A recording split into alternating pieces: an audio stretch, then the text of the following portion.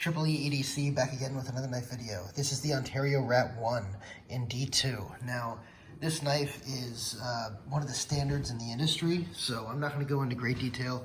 It's been talked about a lot, but I just wanted to do a quick review on my impressions and where I think it sits in the market today as of the date of the airing of this video. So, let's go ahead and do some quick size comparisons. This is the Paramilitary 2 and the Para 3. You can see it's a similar size to the PM2, and that's no surprise because the Rat 1 is well known on YouTube channels for being the standards for size comparisons for a full-size knife. Let's go ahead and take a look at it next to a Delica and a Griptilian, and let's also put it next to a larger knife, the ZT-0308. Okay, so interestingly, this knife has been a standard for a long time. This was the, I guess, pinnacle for value in the budget world for years, until a couple of companies came along, Civivi, followed up by some of the other ones, CJRB, that are just making some waves in the market. Kershaw is pushing down the price of some of their knives. So, you know, the market conditions have changed a little bit, and we'll get into that and talk about it. But this does remain a really good value. And so that's the first thing that I wanted to talk about on this, is that, first of all, this comes in at least two steels. It comes in D2 and AUS 8. I believe there are some other versions out there as well, but those are the main two versions. They come in a whole bunch of different colorways. The Rat 1 is the full-size knife. The Rat 2 is the mini version of the knife, but it still has tremendous value in the marketplace. These are the D2 versions. So you can find the AUS 8 versions for anywhere between $19 and $27 at Walmart, and whatever other retailer you shop at. The D2 versions you can't really find at Walmart. They probably have them on their online store, but you're probably better off buying them from a retailer anyway. But they run about 40 bucks, a knife retailer, I should say. They run about 40 bucks, and for the 40 bucks you're spending, you're actually getting a really good knife. So let's talk about a little bit what goes into it. So there's the D2 blade, of course. There's a full flat grind here, decently thick stock, but not overly thick. You can see it against the PM2. It's pretty much the same thickness as a PM2 on the stock. And again, it has that long, full flat grind. It's sharpened pretty well. Came very sharp out of the box. Comes with a standard clip. Same kind of clip you pretty much expect at a Benchmade, except these are painted and these aren't. So that's one of the main differences there. And you get FRN scales here, or plastic scales with stainless steel liners, and it's a liner lock. So again, the value on this thing is pretty good for what you're getting. You're getting a couple of things here. You're getting D2 steel, you're getting, or I'll say, depending on which version you have, you're getting stainless steel liners with the FRN. Now, the FRN itself, which is plastic, it doesn't feel like really cheap plastic, but it definitely feels like plastic. But because it has the stainless steel liners behind it, it has a sturdiness and a fullness that a lot of other knives in this price range just don't achieve. And so one of the reasons it's still maintaining a good spot in the market is because what you have here is a knife that with cheap materials makes itself feel substantial. Not premium, but substantial. And just the feeling of substantialness at this price range is a great thing. Now, another thing this is great for is the action. I believe this is running on phosphor bronze washers, if I remember correctly. I don't think I took this apart in a while. Yeah, it looks like phosphor bronze washers. It actually has pretty smooth action, and it is, by the D10, it really flies out. You don't have to put much pressure on this, and it pretty much flies out. I was just putting a tiny bit of pressure. It's hard to get this to deploy, part way. You have to really be sort of not using any force at all. You put any force into this, and all of a sudden, and it just pops out. Like even small amounts of force, it'll pop out. The D10 is pretty good on this, especially in the budget range. The lockup is solid. There's no blade play left or right. It's not 100% rock solid, but it's very solid. It's not going anywhere, and there's zero up and down play, so that's great as well. The hardware on it is just basic hardware. You can see that they have Torx bits. This is, I believe, a T8 pivot and T6 screws on the standoffs. As you can see, they're just basic standoffs.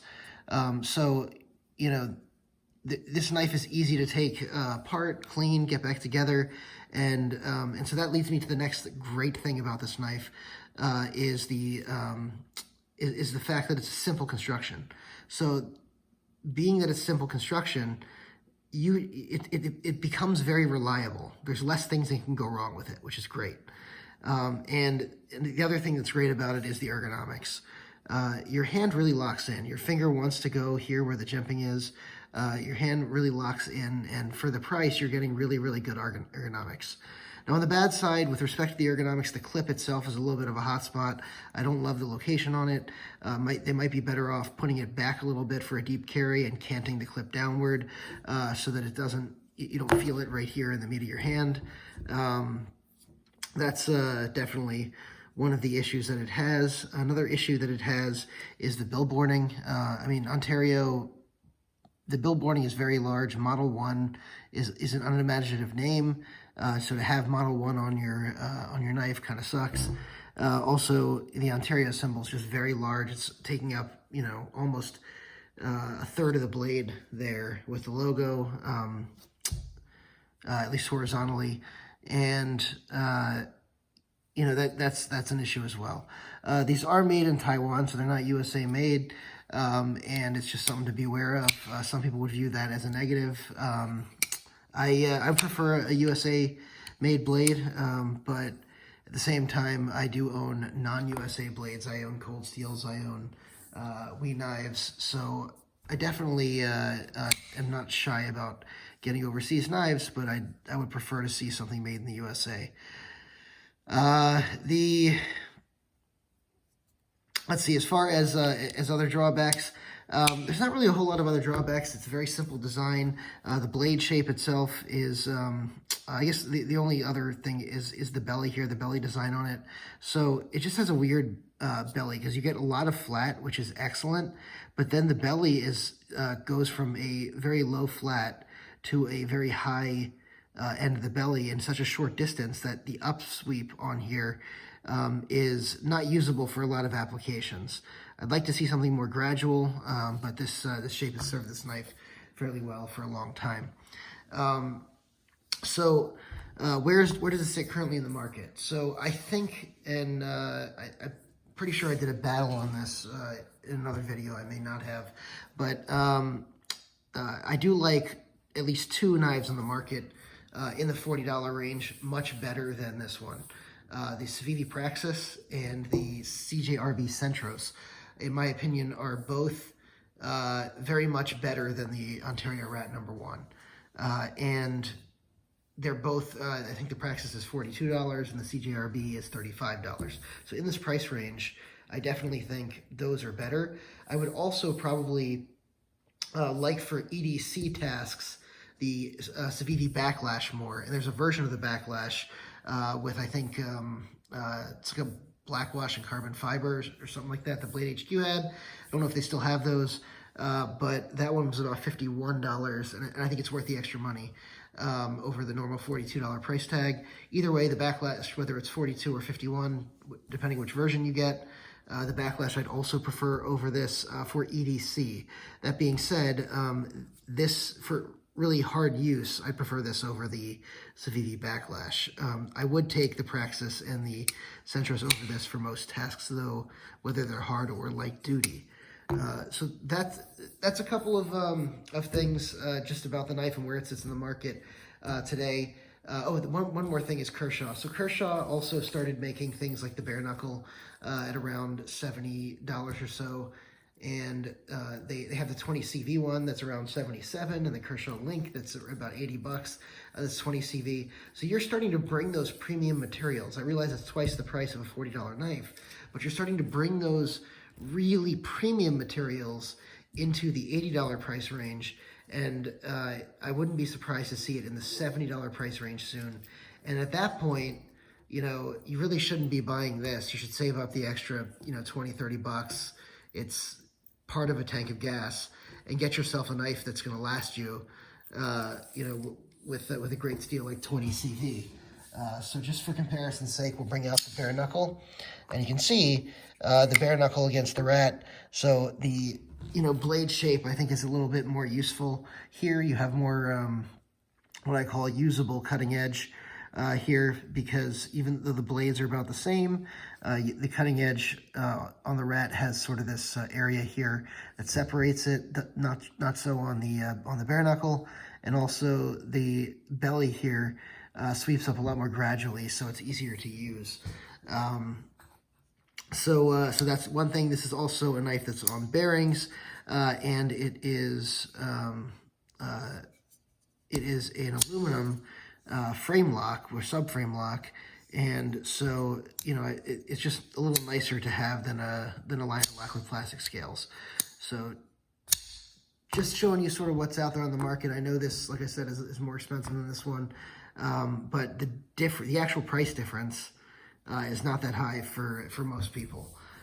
So let's go ahead and show some appreciation for the Rat one. It still maintains a great spot in the market, but is no longer the leader in the market, I think, as a budget king.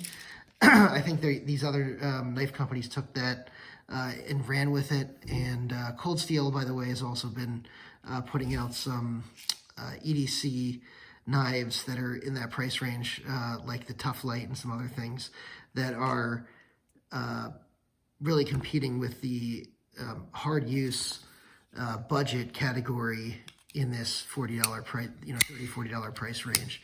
So just be aware of that. It's still a great knife for the price, but it's just not, it's like, a great runner at the end of their career. Everyone starts catching up, and sometimes they get surpassed. This has already been surpassed, but he's still putting up a good fight. Anyway, thanks for watching. Go ahead and drop a comment. Let me know what you think about the Ontario Rat and where it sits in the market. And also, go ahead and subscribe to the video. Hit the notification bell. You definitely don't want to miss videos on this channel, because I do a lot of giveaways. Thank you so much.